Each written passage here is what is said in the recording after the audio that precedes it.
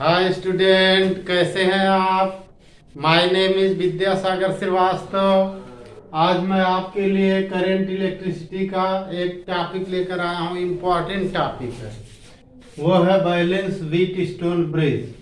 ठीक है, और इसमें हम लोग पढ़ेंगे मीटर ब्रिज, जो कि इसी पर वर्क करता है। ठीक है, तो देखो student, balance Wheatstone bridge क्या होता है। एक्चुअली व्हीट स्टोन जो थे एक साइंटिस्ट थे, ब्रिटिश साइंटिस्ट थे। ठीक है, जिन्होंने 3 नॉन रेजिस्टेंस कौन है, PQR, जिनके बारे में हम जानते हैं। 3 नॉन रेजिस्टेंस के बेस पर एक अननोन रेजिस्टेंस की वैल्यू फाइंड करने के लिए सिस्टम जनरेट किया था on the basis of Kirchhoff's law. ठीक है, व्हीट स्टोन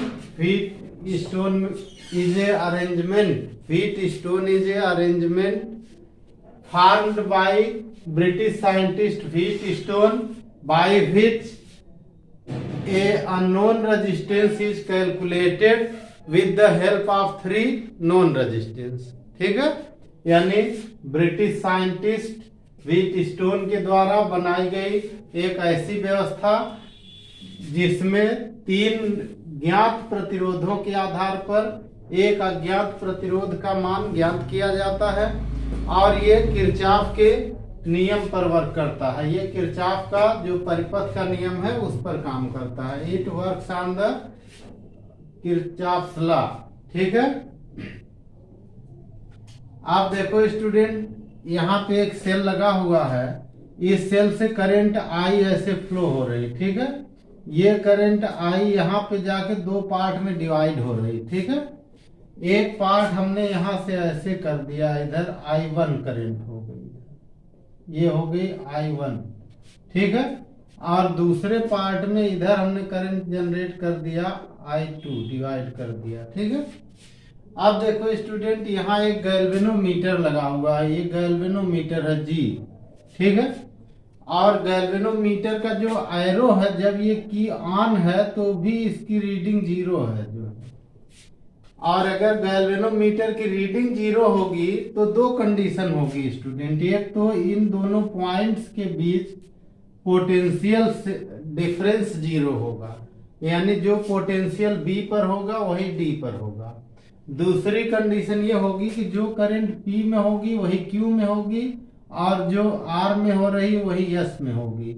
यानी करंट इधर हमारी जो आएगी, ठीक है, इधर जो करंट आएगी, करंट इधर यहाँ जो I2 आ रही वो I2 यहाँ भी आएगी, और जो I1 इधर आ रही वो I1 इधर भी आएगी। ठीक है, in a balance wheat stone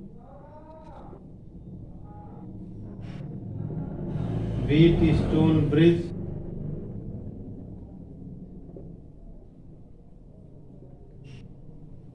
ठीक है, in a balance Wheatstone bridge potential at, पहला पॉइंट डालेंगे, potential at point B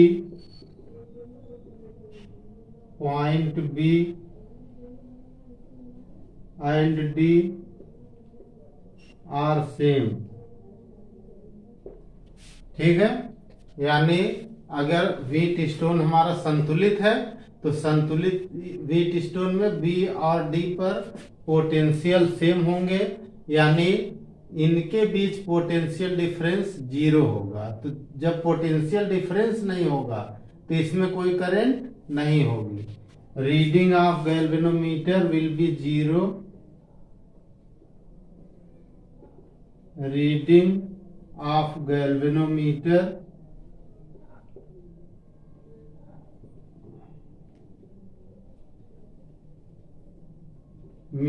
will be 0। ठीक है, जो गैल्वेनोमीटर होगा उसकी रीडिंग 0 होगी। की में पॉइंट हमने लगाया, इसका मतलब ये ऑन किया हुआ है, की दोनों ही ऑन है। ठीक है, अब देखो स्टूडेंट, अगर इन दोनों पॉइंट्स के बीच कोई रीडिंग नहीं है, यानी कोई पोटेंशियल डिफरेंस नहीं है, कोई करंट नहीं है, तो यहाँ से जो करंट जा रही है ऐसे, और यहाँ से जो करंट जा रही है वो करंट इधर से ऐसे आएगी और इधर से ऐसे आएगी। ठीक है, इसका मतलब कि इनके बीच जो, अगर हम किरचॉफ लॉ लगाएं तो क्या कंडीशन बनेगी। ठीक है, बाय यूजिंग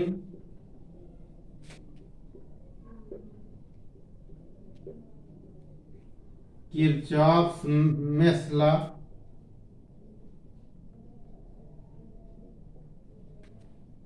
ठीक है, यानी किरचॉफ का द्वितीय नियम लगाने पर, अब द्वितीय नियम by using Kirchhoff mesh law in mesh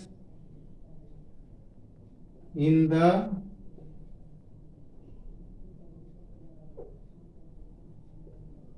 mesh.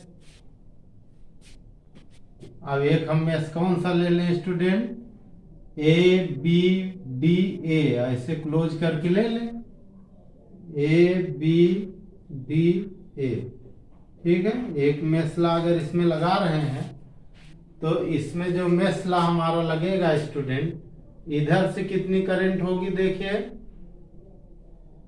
I1 है और इसका रेजिस्टेंस P है, तो P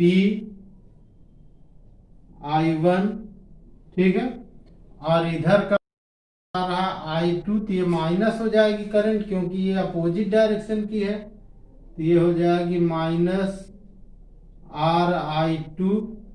और नेट पोटेंशियल डिफरेंस हमारा जीरो है यहाँ पे, तो net potential difference PI minus RI2 is zero. ठीक है, अब देखो स्टूडेंट, यहाँ से हम ऐसे निकाल सकते हैं कि PI1 is equal to RI2, equation number 1। ठीक है, अब देखो स्टूडेंट, अब हम दूसरा मेश ले लें, इन द मेश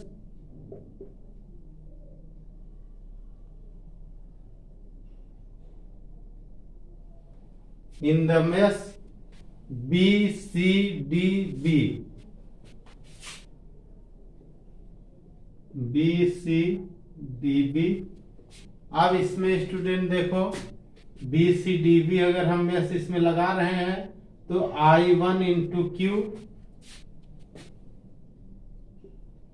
तो ये हो गया QI1 माइनस, ये अपोजिट है तो ये आ जाएगा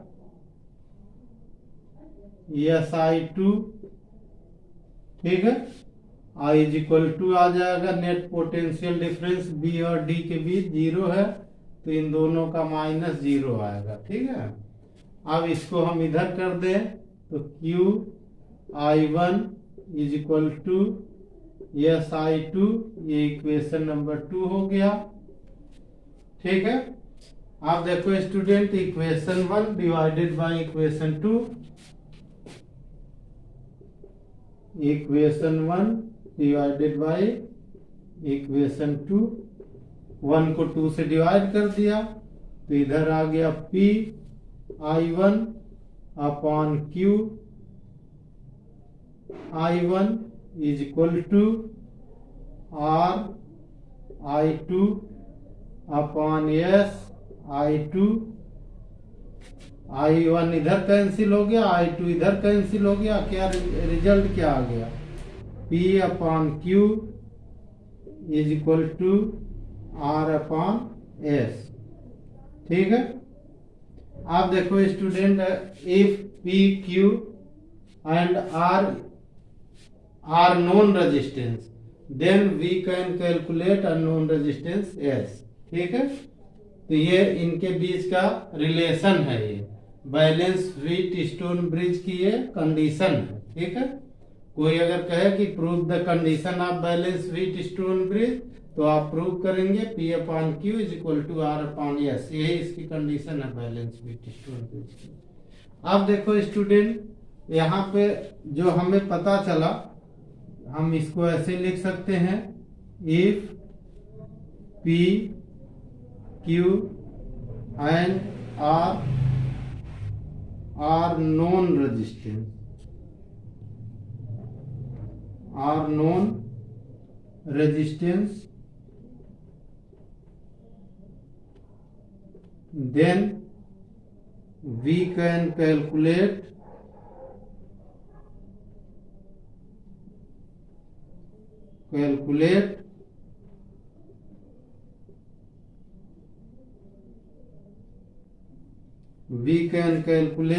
unknown resistance, yes, unknown resistance, yes, yes, ठीक है। अगर हमें P, Q और R पता है तो हम S की गणना इस रिलेशन से कर सकते हैं। अच्छा, इसमें एक चीज और स्टूडेंट बहुत सतर्कता से ध्यान दीजिएगा कि अगर हम गैल्वेनोमीटर और सेल की कंडीशन चेंज कर दें, जो हमारा सेल लगा है इनके दोनों के बीच में गैल्वेनोमीटर लगा दें और इनके बीच में जो है हम लोग लगा दें सेल, तो इससे बैलेंस पर कोई प्रभाव नहीं पड़ता है। जो हमारा बैलेंस का रिजल्ट होता है P/Q = R/S होता है, ठीक है। देखो स्टूडेंट, हमने अभी आपको बताया कि अगर गैल्वेनोमीटर और सेल दोनों की पोजीशन बदल दें, यानी BD में सेल लगा दें और AC में हम लोग लगा दें गैल्वेनोमीटर, तो भी हमारे इस गैल्वेनोमीटर, इस जो व्हीट स्टोन के बैलेंस पर कोई इफेक्ट, यानी इस रिलेशन पर P/Q = R/S पर कोई इफेक्ट नहीं पड़ता है। इसका मतलब हुआ कि AC और BD हमारी जो है वो संयुग्मी भुजाएं हुई, इनको कॉन्जुगेट आर्म कहते हैं। कौन कौन है? AC एंड BD, ये कौन सी आर्म हुई? कॉन्जुगेट आर्म हुई, ठीक है, संयुग्मी भुजाएं हुई। अच्छा, अब रेशियो आर्म कौन सी होती है?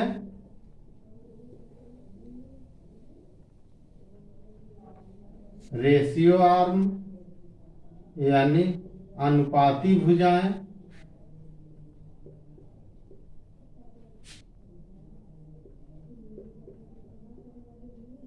अब देखो स्टूडेंट, इसमें अनुपाती भुजाएं कौन होती हैं? P और Q की भुजाएं होती हैं, यानी AB और BC होंगी, ठीक है।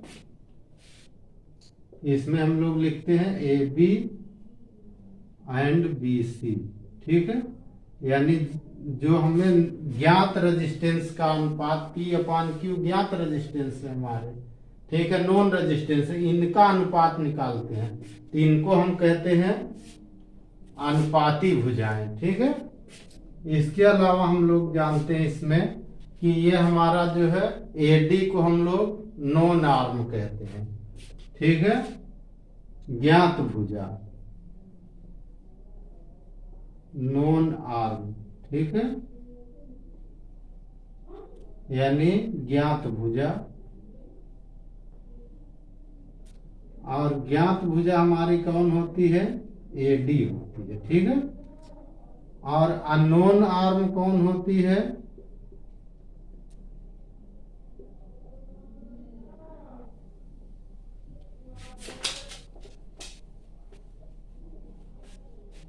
अननोन आर्म कौन होती है? यानी अज्ञात भुजा।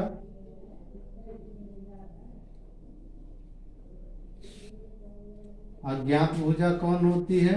वो होती है यही एक बची DC,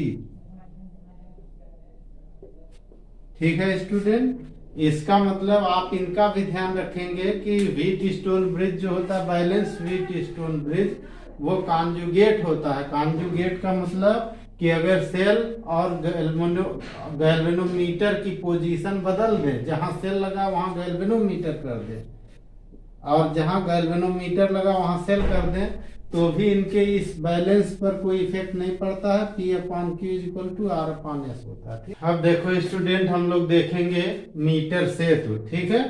यहाँ एक डायग्राम हमने बनाया है स्टूडेंट, ये देखिए स्केल लगी हुई है। इस स्केल पर इधर से लेकर के 100 तक यहाँ होता है और फिर इधर से लेकर यहाँ तक 100 होता है। यहाँ ये देखिए, ये जो लगी है ये स्टील की ब्लेड है, सब ऐसे है, फिर यहाँ है, फिर ये स्टील की ब्लेड होती है, ठीक है। और ये सभी ब्लेड जो है एक वुडन पैड पर होती हैं, ठीक है, लकड़ी के पैड पर लगी होती हैं, ठीक है। अब इसमें ए और सी एक वायर होता है स्टूडेंट। ये वायर 100 सेंटीमीटर का होता है, 100 सेंटीमीटर होता है, इसीलिए इसको मीटर ब्रिज कहते हैं, ठीक है, क्योंकि इसमें 1 मीटर का ये वायर लगा होता है। अब इसमें देखिए स्टूडेंट, एक तो यहाँ जंक्शन है, ये इसके बीच में रेजिस्टेंस बॉक्स लगाते हैं, प्रतिरोध बॉक्स लगाते हैं। इस प्रतिरोध बॉक्स से जितनी पिन आप बाहर निकाल लेंगे उतना उसका रेजिस्टेंस वर्क करने लगता है। तो इसके पिनों पर लिखा होता है रेजिस्टेंस, जितने नंबर की पिन आप निकालेंगे उतना रेजिस्टेंस इसका यहाँ शो करेगा। तो आप आर को इससे पता कर सकते हैं कि आपने कितना रेजिस्टेंस लगाया है यहाँ पे। अब देखो स्टूडेंट, जिस रेजिस्टेंस का, जिस वायर का हमें रेजिस्टेंस फाइंड करना होता है, उस वायर को हम लोग यहाँ ऐसे इस पर कनेक्ट करते हैं, इस पॉइंट के बीच में, और इसके रेजिस्टेंस को हम लोग यस लेते हैं। आप देखिए स्टूडेंट, पॉइंट बी पर हम लोग लगाते हैं गैल्वेनोमीटर का पॉजिटिव, इधर लगाते हैं और इधर लगाते हैं निगेटिव। और जब ये पॉजिटिव निगेटिव वाला हम लोग कनेक्ट कर देते हैं जौकी से, और ये स्लाइडिंग जौकी होती है, इसको इस तार पर जो हमारा 1 मीटर का मीटर ब्रिज का तार है, इस पर स्लाइड करके इसका नल पॉइंट यानी जीरो वाले पॉइंट का पता लगाते हैं गैल्वेनोमीटर का। तो जिस पॉइंट पर ये जीरो आ जाता है उसकी यहाँ से लेंथ हम लोग मेजर कर लेते हैं, स्केल लगी होती है, इस स्केल से मेजर कर लेते हैं। तो यह लेंथ एल होती है और इधर की लेंथ हो जाएगी 100 माइनस एल, क्योंकि वायर हमारा 1 मीटर का लगा हुआ है। अब देखो स्टूडेंट, यहाँ से इसका रेजिस्टेंस हम लोग P ले लेते हैं और इसका रेजिस्टेंस Q ले लेते हैं। तो ये बिल्कुल व्हीट स्टोन की तरह हो जाता है। व्हीट स्टोन में जैसे रिलेशन बन जाती है रेजिस्टेंस के बीच में, वैसे यहाँ रेजिस्टेंस हमारा बन जाता है P/Q = R/S हो जाता है, ठीक है। और इस साइड में रेजिस्टेंस बॉक्स है, तो काउंटिंग इसी तरफ से होगी, 1 इधर से गिना जाएगा। और फिर जब इसको उलट के इधर रेजिस्टेंस बॉक्स कर देते हैं और इधर यस वाले वायर को लगा देते हैं, तब काउंटिंग इधर से की जाती है, ठीक है। तो जिधर रेजिस्टेंस बॉक्स होगा उधर से 1 2 आप काउंट करेंगे, ठीक है। Metre bridge works on the principle of balance Wheatstone bridge. ये बैलेंस व्हीट स्टोन ब्रिज के सिद्धांत पर कार्य करता है। नल डिफ्लेक्शन का मतलब कि जब इसकी रीडिंग 0 आ जाए गैल्वेनोमीटर की, जहां पे रीडिंग 0 आ जाएगी वो पॉइंट डी होगा, ठीक है स्टूडेंट। अब देखो स्टूडेंट, जब यहाँ पे नल डिफ्लेक्शन पॉइंट है तो यहाँ से यहाँ तक की लेंथ को हम लोग एल लेड कर लेते हैं। और वायर की पूरे ए से सी तक की लेंथ 100 सेंटीमीटर है, 1 मीटर लिखा है, यानी इसको हम 100 सेंटीमीटर लिख सकते हैं। तो 100 सेंटीमीटर है, तो 100 सेंटीमीटर का मतलब हुआ कि अगर इधर का एल हो गया तो इधर का 100 माइनस एल हो जाएगा। अब देखो student, we no that resistance is directly proportional. वी know that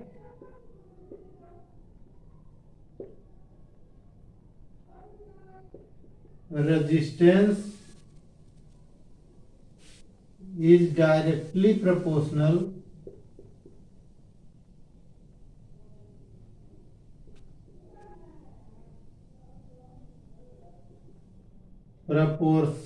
to the length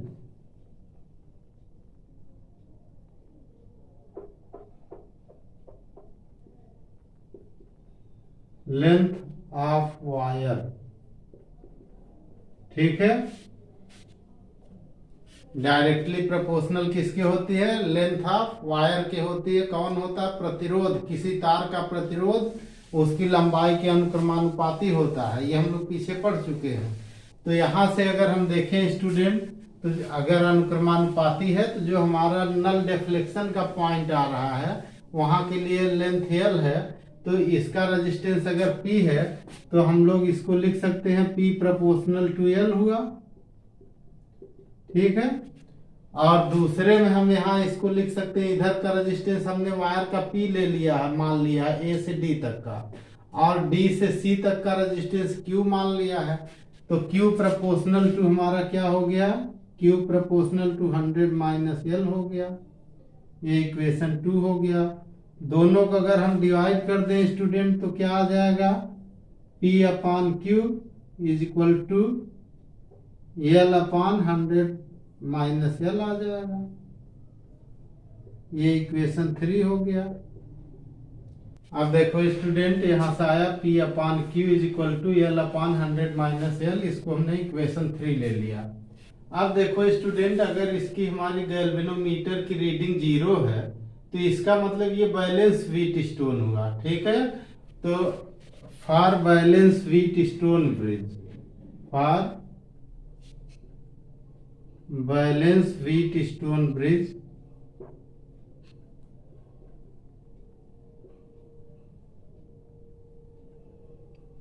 यानी संतुलित व्हीट स्टोन ब्रिज के लिए प्रतिरोधों का संबंध P upon Q is equal to R upon S होता है, ठीक है। यानी for balance Wheatstone bridge P upon Q is equal to R upon S, ये हमारा इक्वेशन नंबर हुआ 4, ठीक है। अब देखो स्टूडेंट, फ्रॉम इक्वेशन 3 एंड 4, यहाँ देखो P अपान Q के इक्वल ए भी है और P अपान Q के इक्वल ए भी है, P अपान Q दोनों इक्वल हो रहे हैं। तो फ्रॉम इक्वेशन 3 एंड 4, 3 एंड 4 दोनों इक्वेशंस क्या निकल रहा है स्टूडेंट, तो यहां से निकल रहा है L upon 100 minus L, 100 minus L is equal to R upon S, ठीक है। अब इसको हम ऐसे कैलकुलेट कर सकते हैं student, S is equal to आ जाएगा R 100 minus L upon L, ठीक है। इस फार्मूले से हम लोग इसका रेजिस्टेंस कैलकुलेट कर सकते हैं। ये हमारा इक्वेशन नंबर 5 हो गया। अब देखो student, for unknown resistance, for unknown resistance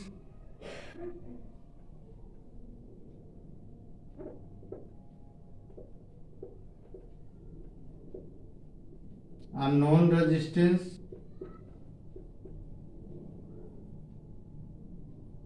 कौन है, अननोन रेजिस्टेंस यस है। यानी अज्ञात प्रतिरोध के लिए, अज्ञात प्रतिरोध के लिए लेंथ हमने क्या लेट कर लिया, लेंथ इज इक्वल टू इसका हमने L ले लिया, ठीक है। एरिया ऑफ क्रॉस सेक्शन क्या आ गया, एरिया ऑफ क्रॉस सेक्शन,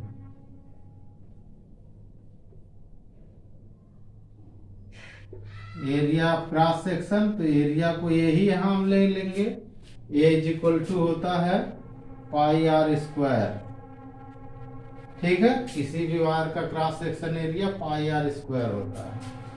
अब इसका हम लोग देखें स्टूडेंट, स्पेसिफिक रेजिस्टेंट यानी रजिस्टिविटी इसकी कैसे निकालेंगे, तो रजिस्टिविटी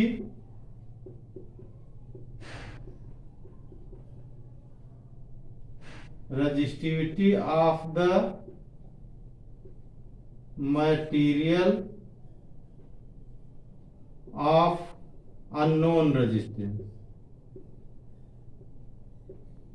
अननोन रेजिस्टेंस,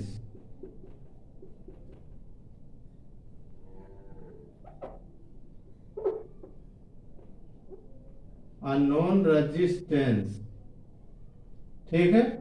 तो जो अननोन रेजिस्टेंस है उसकी रेजिस्टिविटी यानी प्रतिरोधकता या विशिष्ट प्रतिरोध क्या होता है, formula student, rho is equal to, पीछे हमने बताया था आर ए अपान एल होता है, आर की जगह इसका रेजिस्टेंस एस है तो इसको लिखेंगे एस ए अपान एल लिखेंगे, ठीक। ये एल, इसको और फार्मूले में थोड़ा डिटेल में रख सकते हैं, rho is equal to S S को ऐसे ही लिख देंगे, ये तो ये वैल्यू आप रखेंगे।